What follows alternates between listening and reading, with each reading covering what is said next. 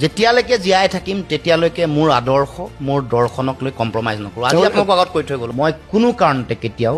মোৰ যিটো চিন্তা আদৰ্শ পৰিহাৰ নকৰাকৈ মই চলিম নিশ্চয় এটা দিছোঁ মই অসমৰ ৰাইজক কৈছোঁ যে মই আদৰ্শক কেতিয়াও বিসৰ্জন নিদিওঁ মই মোৰ নিজৰ জেগাত মোৰ আদৰ্শত মই থিয় হৈ আছোঁ আমাৰ সীমান্তৰ কথা আমাৰ জাতীয় জীৱনৰ মৌলিক প্ৰশ্নত এচুলি মানুহ পিছ হুহুকি লুৰিণজ্যোতি গগৈও নাহে জাতীয় পৰিষদ যদি মোৰ কাৰণে কেৱল মাত্ৰ মন্ত্ৰিত্বই মোৰ জীৱনৰ শেষ প্ৰাপ্তিৰ লক্ষ্য তেতিয়াহ'লেতো বেলেগ ৰাজনীতিয়ে কৰি ল'লে মোৰ সেইটো নহয় কাৰণে অন্ততঃ বিশ্বাস ৰাখিব আৰু চাওক শুনক সময়ৰ ওপৰত এৰি দিছোঁ মই সময়েতো জাজ কৰিব কমন মানুহে কৰিব দৰকাৰ হ'লে মোৰ কাৰণে মই জীৱনত একোৱেই নহ'লোঁ বিধায়কো নহ'লোঁ সাংসদো নহ'লোঁ মন্ত্ৰীও নহ'লোঁ অসমৰ সাধাৰণ জনগণে বিচাৰি থকা সপোনৰ যিখন অসম য'ত উন্নয়ন আছে য'ত ভাল শিক্ষা